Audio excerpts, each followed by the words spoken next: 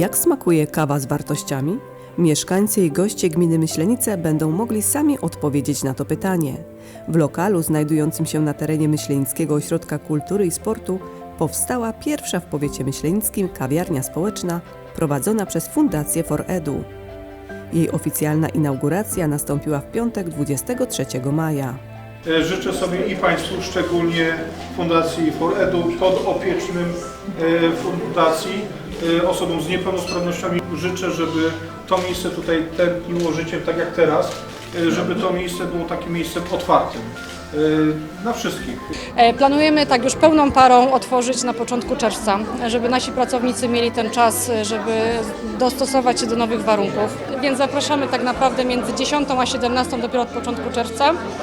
Co do weekendów będziemy dostosowywać się do pracy Ośrodka Kultury. Więc pewnie będziemy otwarci wieczorem, w trakcie seansów czy jakichś spektakli. Co będzie podawane w kawiarence, bo rozumiem, że nie tylko kawa. Oczywiście, będzie także herbata, lemoniada, będą lody dla dzieciaków, gofry, także wszystko na słodko, ciasta, deserki. Generalnie na razie na słodko, ale w kolejności planujemy też coś innego, ale to jeszcze trochę musimy mieć czasu na to. Otwarcie kawiarni społecznej w Myślenicach ma szczególne znaczenie dla osób, które znalazły w niej zatrudnienie, w tym dla Natalii, która w Myślenicach i nie tylko znana jest z ogromnej energii i otwartego dla wszystkich serca. Jak byłam w McDonaldzie, przyszła do mnie pani Kinga i powiedziała, że jest taka opcja, że mogę pracować z wami i bardzo się cieszę, że się otworzyło i mam nadzieję, że u pani serduszku się urodzi. Żeby było tutaj przyjemnie, że możemy z całą ekipą pracować, stworzyć tą grupę. Spełniło się nam marzenie, że możemy tu stworzyć całą grupę, szczególnie z Kingą. O to, co Kinga robi dla nas, to naprawdę jest bardzo wysiłek i żeby zawsze była tutaj z nami. To miejsce ma mieć zapach kawy, ale i również spotkania, rozmowy i integracji. To miejsce ma być takim miejscem, w którym organizacje pozarządowe znajdą też miejsce dla siebie, gdzie ludzie, którzy chcieliby realizować jakieś projekty, będą je mogli realizować w takim miejscu, które jest dostępne. My jako fundacja zajmujemy się przede wszystkim dostępnością, wdrażaniem dostępności dla instytucji publicznych, dla organizacji pozarządowych, dla firm.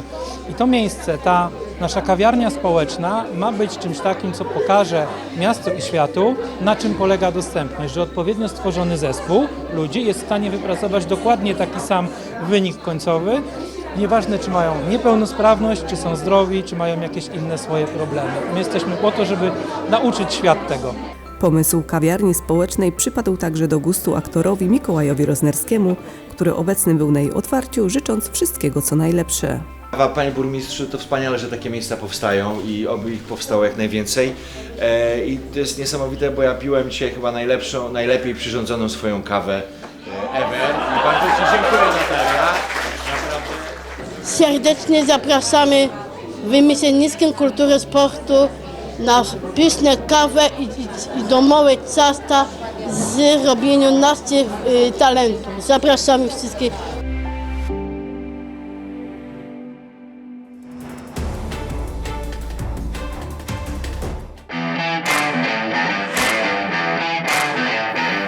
Ponad 200 zawodników z całej Polski w niedzielę 25 maja rywalizowało na myślenickich trasach Ukleiny i Chełmu w ramach Mistrzostw Polski Enduro MTB. Były to pierwsze w Myślenicach oficjalne zawody Mistrzostw Polski pod marką Polskiego Związku Kolarskiego. Myślenice rosną w siłę, jesteśmy w tej chwili stawiani tuż obok Szczyrku i Bielska jako jedna z najlepszych lokalizacji rowerowych w Polsce i myślę, że tym wygraliśmy możliwość organizacji najważniejszej imprezy w kraju. Zawody Mistrzostwa Polski Enduro, czyli walka o złote medale, oficjalny tytuł Mistrza Polski, koszulki z herbem. To jest najważniejsza impreza w kraju, walczymy w 13 kategoriach. To są kategorie na przykład, nie wiem, Masters 1, Masters 2, Elita, jest też kategoria wyodrębniona dla rowerów elektrycznych, jest kategoria dla młodzików, jest też kategoria hobby, czyli dla tych, którzy nie mają licencji kolarskiej i tak naprawdę tym sposobem każdy może wystartować w Mistrzostwach Polski. Mistrzostwa promowały rozwijający się kompleks tras Myślenice Single Tracks. Kompleks stosunkowo nowy, ale Myślenice Downhill i Enduro znają już doskonale. Są to drugie zawody w moim życiu, jeżeli chodzi o enduro i również są w Myślenicach, także zbytnio porównywać z czym nie mam, aczkolwiek wiem, że to jest zrobione na najwyższym poziomie. Jeżeli chodzi o odcinki, są mega przygotowane, są bardzo długie, wymagające, więc myślę, że rywalizacja na najwyższym poziomie. Jesteś pierwszy raz tutaj? Nie, już trzeci raz i no fajnie. Podłoże wymagające jak popada, ale no naprawdę traski przygotowany bardzo fajnie. Dlaczego warto dołączyć do zawodów w Myślenicach? Myślę, że fajnie sprawdzić swoje umiejętności, bo na takich zawodach to jest zupełnie inna jazda. Presja czasu, można się porównać do najlepszych zawodników i zobaczyć, gdzie się w tym sporcie jest. Najszybszy w kategorii mężczyźni elita okazał się Michał Topór z teamu Tylko Szybko NS Bikes, zdobywając oficjalny tytuł mistrza Polski Enduro.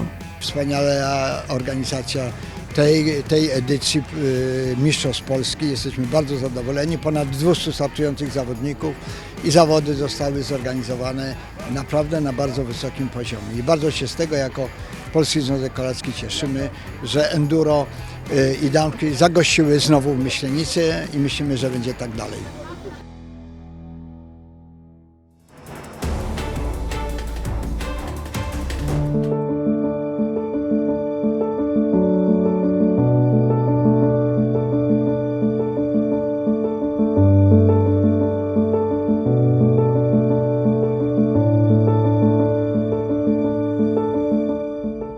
Interesują się tym, co dzieje się wokół nich, są wrażliwi, a jednocześnie zdeterminowani, aby zmieniać świat na lepsze, dokładając do tego tematu swoje cegiełki.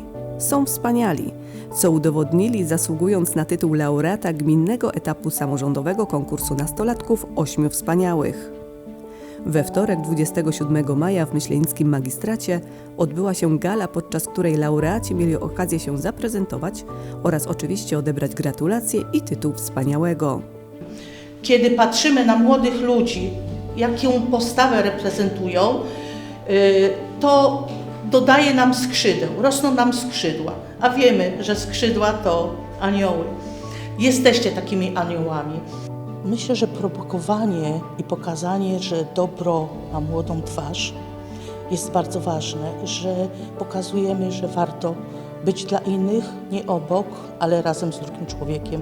Więc im więcej tych ludzi jest, tych młodych ludzi, tym większa nasza radość. Ta wasza postawa, którą prezentujecie w swoim środowisku lokalnym, w szkole, w swoich miejscowościach, w jednostkach Ochotniczej Straży Pożarnej, w samorządach uczniowskich, w harcerstwie i wszędzie tam, gdzie pracujecie jako wolontariusze, jest doskonałym przykładem na to, że można zmieniać świat na lepsze i że to robicie.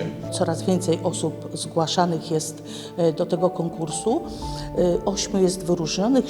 Na etapie ogólnopolskim gminę Myślenice reprezentowała Aleksandra Boryczko i chociaż tym razem się nie udało zwyciężyć, to nic to nie zmienia w codziennym, wolontaryjnym życiu Oli. Myślę, że dla mnie to przede wszystkim takie wyróżnienie dosyć niespodziewane, ponieważ my nie szukamy poklasku i sama zgłaszając się do tej edycji lokalnej nie spodziewałam się absolutnie takiego tutaj wyróżnienia, żeby aż jechać do Warszawy i reprezentować miasto i gminę Myślenice tam. Niestety się nie udało w Warszawie w ogólnopolskiej edycji zająć wyższego miejsca. Natomiast tak jak mówię, to i tak przekroczyło moje oczekiwania, więc chciałabym bardzo podziękować też jury za to wyróżnienie. Czego nauczyło Cię to doświadczenie? Myślę, że przede wszystkim takiej wytrwałości i żeby dążyć dalej do wyznaczonych celów, do tego, żeby się nie poddawać przede wszystkim i że dobro wraca.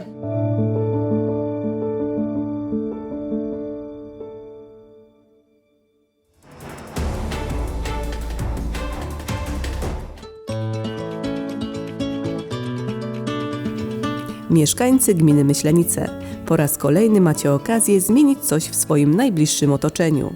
A w dodatku, jak zawsze, przewidziane są na to niemałe fundusze. Macie pomysły?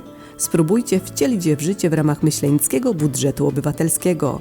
Od 2 czerwca możecie składać propozycje zadań. W dotychczasowych 7 edycjach budżetu obywatelskiego gminy Myślenice każda miejscowość w naszej gminie zyskała wiele dzięki zgłoszonym projektom przez mieszkańców i teraz ta szansa rodzi się po raz kolejny. Od 2 czerwca do 12 czerwca trwa nabór projektów w 8. już edycji budżetu obywatelskiego gminy Myślenice. Do rozdysponowania w rękach mieszkańców jest ponad 1 000 000 złotych i nie trzeba być radnym, urzędnikiem czy ekspertem, żeby zgłosić to zadanie. Każdy, kto ukończył 16 lat i jest mieszkańcem gminy Myślenice, może złożyć projekt, może przedstawić swój pomysł, a następnie promować go w głosowaniu i jego inicjatywa może zostać zrealizowana przez gminę Myślenice w roku 2026.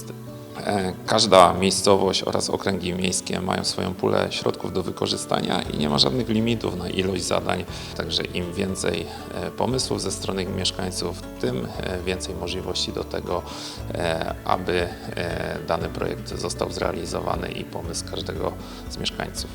Do zgłoszenia zadania wnioskodawca powinien dołączyć listę poparcia podpisaną przez co najmniej 20 mieszkańców danego okręgu, sołectwa, którzy ukończyli 16 rok życia. Po zakończeniu zgłoszeń nastąpi weryfikacja zadań, a następnie głosowanie na nie. To zaplanowane jest na wrzesień. Budżet obywatelski to idealne narzędzie, aby wziąć sprawy w swoje ręce, dlatego zachęcamy wszystkich do składania zadań, składanie projektów na stronie internetowej bo.myślenice.pl. Rozpoczynamy 2 czerwca, termin na złożenie projektów trwa do 12 czerwca.